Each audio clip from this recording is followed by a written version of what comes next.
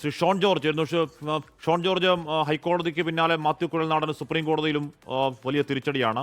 ഷോണും ഇതുമായി ബന്ധപ്പെട്ടൊരു നിയമ പോരാട്ടത്തിലുള്ള പക്ഷേ മറ്റൊരു വഴിയിലാണെന്ന് മാത്രം. ഈ തിരിച്ചടി എന്തുകൊണ്ടാണെന്നാണ് ഷോണിന്റെ ധാരണ? അല്ല, ഈ തിരിച്ചടിയെ കുറിച്ച് പറയുന്നതിന് മുമ്പ് ഈ സുപ്രീം കോടതി ഈ കേസ് അനുകൂലമായി വിധിച്ചിരുന്നത് എന്ത് സംഭവിക്കും ആഷ്മി? അന്വേഷിക്കേണ്ട വിജിലൻസ് ആണ്. അന്വേഷിക്കുന്നത് പിണറായി വിജയനെ സല്യൂട്ട് ചെയ്യുന്ന വിജിലൻസ് ആണ്. അദ്ദേഹം ഇതിനെ വളരെ വൈകാരികമായി കാണുന്നതാണോ, ഇത് ആർക്ക് വേണ്ടിയുള്ള പിടിപടിയാണ് ഈ ചെയ്യുന്നത് എനിക്ക് മനസ്സിലാകുന്നില്ല. ഇവിടെ കഴിഞ്ഞ ലോക്സഭാ തെരഞ്ഞെടുപ്പിന് 2 ദിവസം മുമ്പ് പിണറായി വിജയനെ 2 ദിവസമല്ല, ലോക്സഭാ തെരഞ്ഞെടുപ്പ് 2 ദിവസം മുമ്പ് വിധി പറയാൻ വെച്ചിരുന്നു. ദൈവം അനുഗ്രഹിച്ച് ഒരാഴ്ച കഴിഞ്ഞാണ് വിധി പറഞ്ഞത്. ജില്ലാ വിജിലൻസ് കോടതി ഈ മാത്യു കുഴൽനാടന്റെ ഉത്തരവ് തള്ളി. പിണറായി വിജയനെ ന്യായീകരിക്കാനുള്ള അവസരം സഹാക്കൾക്ക് കൊടുത്തു. അതിനുശേഷം വീണ്ടും നമ്മുടെ നിയമസഭ ബൈ ഇലക്ഷന് മുമ്പ് ഇതുപോലെ തന്നെ ഹൈക്കോടതിയിൽ കൊടുത്ത് വീണ്ടും പിണറായി വിജയനെ ന്യായീകരിക്കാനുള്ള അവസരം കൊടുത്തു.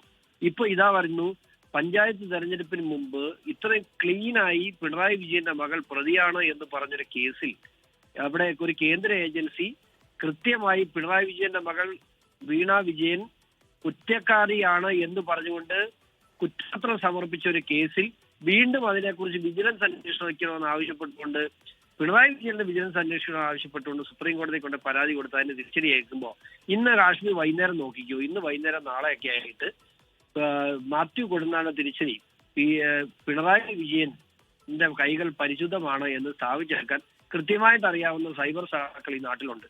അവരുടെ കൈയിലോട്ട് വടി കൊണ്ട് വെച്ച് കൊടുക്കുകയാണ് ഈ പഞ്ചായത്ത് തെരഞ്ഞെടുപ്പിന് മുമ്പ്. ഇപ്പം ഈ പറയുന്ന സുപ്രീം കോടതി അഭിഭാഷകനായ മാത്യു കുഴൽനാടൻ ഈ നിയമത്തിന്റെ വശങ്ങളൊന്നും അറിയാത്തതല്ല. ഈ പറയുന്ന രീതിയിൽ കർത്താടെ കയ്യിൽ നിന്നും പ്രതിഫലം എന്താണ് ഇപ്പോഴും നമുക്ക് എന്തെന്നറിയാത്ത ജോലിക്ക് പ്രതിഫലം വാങ്ങി എന്നുള്ള കാര്യം അവിതർക്കിതമാണ്. പക്ഷെ അത് മുഖ്യമന്ത്രിയിലേക്ക് കണക്ട് ചെയ്യണമെങ്കിൽ അത് വേണമെങ്കിൽ ധാർമ്മികമായി പറയാം, രാഷ്ട്രീയമായി പറയാം. അതല്ലാതെ കോടതിയിലേക്ക് പോകുമ്പോൾ മുഖ്യമന്ത്രി കണക്ട് ചെയ്യണമെങ്കിൽ, ഇപ്പോൾ ഇനി വിജിലൻസ് ആണെങ്കിൽ തന്നെയും മുഖ്യമന്ത്രി അന്വേഷിക്കണമെങ്കിൽ കൃത്യമായ തെളിവോടെ ഹാജരാക്കണം. അതല്ലാതെ കോടതിയിൽ പോയി ധാർമ്മിക വക്കേരിയസ് ലയബിലിറ്റി പറഞ്ഞാൽ പറ്റില്ലല്ലോ. മാത്രമല്ല ആഷ്മി, അതിനകത്ത് മറ്റൊരു കാര്യം കൂടെ.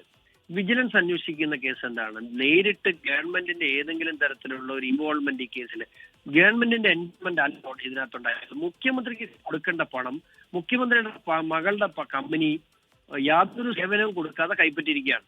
ഏതെങ്കിലും ഒരു മന്ത്രിസഭാ തീരുമാനമോ അല്ലെങ്കിൽ ഗവൺമെന്റ് ഏതെങ്കിലും ഒരു തീരുമാനമോ CMRൽ അനുകൂലമായി കൊടുത്ത് അതിന്റെ പേരിലാണെങ്കിൽ മാത്രമല്ല ഒരു വിജിലൻസ് എൻക്വയറി നിൽക്കുള്ളൂ. അപ്പൊ ഇതിനെ അന്വേഷിക്കേണ്ടത് കോർപ്പറേറ്റ് അഫയേഴ്സ് മന്ത്രാലയമാണ്, കമ്പനിയാണ്. ആ അന്വേഷണമാണ് നടന്നിട്ടുള്ളത്. ആ അന്വേഷണത്തിനെതിരെ സ്റ്റേ കൊടുത്തിട്ടുണ്ട്. ആ സ്റ്റേ കഴിഞ്ഞ ദിവസം ഡൽഹി ഹൈക്കോടതി വന്നിരുന്നു. ഒക്ടോബർ മാസം 25 കേസ് പോസ്റ്റ് ചെയ്തിട്ടുണ്ട്. വളരെ കഴിഞ്ഞ ദിവസം പത്രങ്ങളോട് വായിച്ചു കാണും. കേന്ദ്ര സർക്കാർ വളരെ സ്ട്രോങ് ആയ നിലപാട് ആ വിഷയത്തിൽ എടുത്തിട്ടുണ്ട്. ഇനി ഈ കേസ് താമസിപ്പിക്കാൻ കഴിയില്ല എന്ന് അറിയിച്ചിട്ടുണ്ട്. ഒക്ടോബർ 25 അതിന്റെ ഫൈനൽ ഹിയറിംഗ് നടത്തും എന്ന് കോടതി പറഞ്ഞിട്ടുണ്ട്.